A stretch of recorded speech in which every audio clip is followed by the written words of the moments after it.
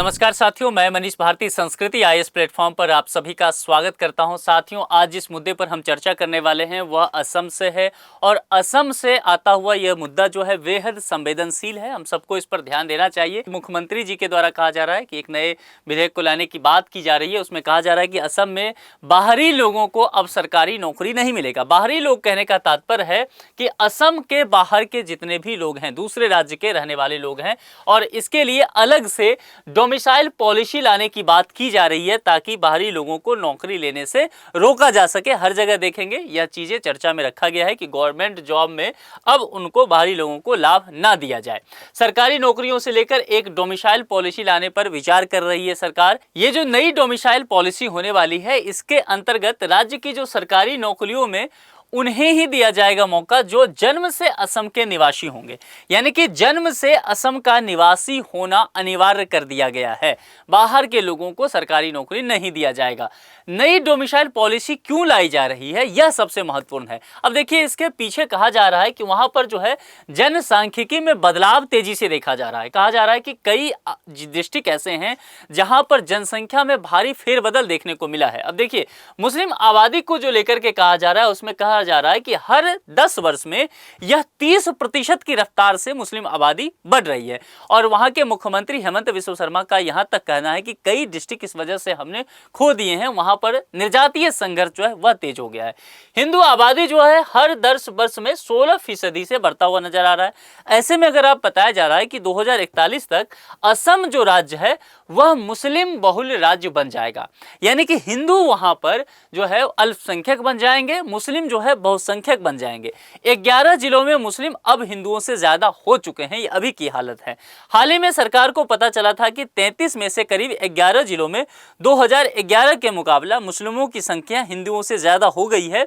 इसीलिए इनकी पहचान करना जरूरी है। अब ये ज्यादा हो गई है कहने का तात्पर्य है कि क्या घुसपैठ हो रहा है, क्योंकि असम एक ऐसा राज्य है जो बांग्लादेश के साथ अपना सीमा साझा करता है। इसके अलावा देखेंगे पश्चिम बंगाल के द्वारा सीमा साझा करता हुआ, और नॉर्थ ईस्ट के जो 7 सिस्टर्स हैं उसमें से कई राज्यों के साथ सीमा साझा करता है। तो इसी को लेकर के लगातार ये विरोध करते रहते हैं और लगातार इनका ये कहना है कि बांग्लादेश की तरफ से घुसपैठ ज्यादा हो रहा है, जिस पर कंट्रोल करने की आवश्यकता है। तो जो असम की जो मूल निवासी हैं, जो स्वदेशी निवासी हैं, उनके अधिकारों की रक्षा करने के लिए ये डोमिसाइल पॉलिसी लाए जाने की बात कह रही है। यहाँ पर अगर इनका स्टेटमेंट देखेंगे चीफ मिनिस्टर का, तो यह भी ये कहते हुए नजर आ रहे हैं कि असम की डेमोग्राफी में आया बदलाव मेरे लिए एक बड़ा मुद्दा है। और बड़ा मुद्दा कहते हुए इन्होंने यहाँ तक कह दिया कि यह मुद्दा जो है केवल राजनीतिक नहीं है, बल्कि मेरे लिए जीवन और मृत्यु का मुद्दा है। असम में मुस्लिम आबादी आज 40% तक पहुंच गई है, जो 1951 में यह 12% थी, और 12% से यह 40% तक पहुंचा है। और उनका कहना इस वजह से हमने कई जिले अपने खो भी दिए हैं। असम में सरकारी नौकरियों की वर्तमान पॉलिसी क्या है, सबसे पहले उस पर एक नजर डालते हैं। अगर वर्तमान पॉलिसी की बात करेंगे तो असम सरकार की मौजूदा जो डोमिसाइल पॉलिसी है, इसके तहत असम के लोगों को परमानेंट रेसिडेंस सर्टिफिकेट लेना होता है। यानी कि यहाँ पर पीआरसी को लेकर के बातें किया जा रहा है कि आपको पीआरसी लेना पड़ेगा। इस सर्टिफिकेट का इस्तेमाल कहाँ कहाँ कर सकते हैं, तो एजुकेशन इंस्टीट्यूट में अगर आपको दाखिला लेना हो तब भी, या फिर गवर्नमेंट जॉब लेना हो तब भी, तो 2 जगह पर इसका इस्तेमाल किया जा सकता है। इस सर्टिफिकेट को जिला डिप्टी कमिश्नर द्वारा जारी किया जा सकता है। इसके लिए क्या क्या अनिवार्य है, 3 चीजें इसके लिए अनिवार्य किया गया है। पहला क्या है कि वह व्यक्ति जो हो भारत का नागरिक होना चाहिए, पहली तो यही बात होगी।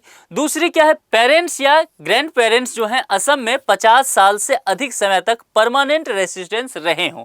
तीसरी क्या कहा जा रहा है, पीआरसी को लेकर के कहा जा रहा है, यानी कि वहां पर जो परमानेंट रेसिडेंस सर्टिफिकेट को लेकर के कहा जा रहा है कि जो लेने वाले व्यक्ति होगा 20 साल से असम का निवासी कम से कम होना चाहिए। अब यहां पर देख लीजिए, ये तो है पुरानी वाली डोमिसाइल पॉलिसी, लेकिन नई न्यू जो डोमिसाइल पॉलिसी लाने की बातें की जा रही है, अब उसमें देखना होगा कि उसमें किन बातों को अनिवार्य किया जाएगा। एक बात तो कंफर्म समझ में आ रहा है कि अगर जन्म से ही कहा जा रहा है कि जो जन्म से असम का निवासी होगा उसे ही डोमिसाइल सर्टिफिकेट दिया जाएगा, उसे ही शैक्षणिक संस्थाओं में दाखिले का लाभ दिया जाएगा, या फिर वहां के गवर्नमेंट जॉब में लाभ दिया जाएगा। बाहर के लोगों को बिल्कुल रोक दिया जाएगा।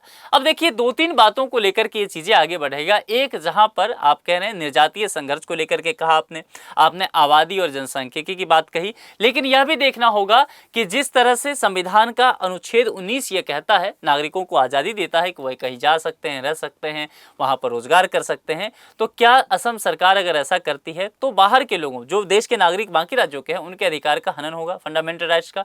तो मान के चलिए मुद्दा जो है आने वाले समय में सुप्रीम कोर्ट में भी पहुंच सकता है याचिका के रूप में। तो इस पर नजर बनाए रखिएगा और देखिए कि असम में क्या होते रहता है। आज के इस लेक्चर में इतना ही। किसी दूसरे लेक्चर में किसी दूसरे मुद्दे के साथ आपसे मुलाकात होगी। अपना बेहद ख्याल रखिए। बहुत बहुत शुक्रिया।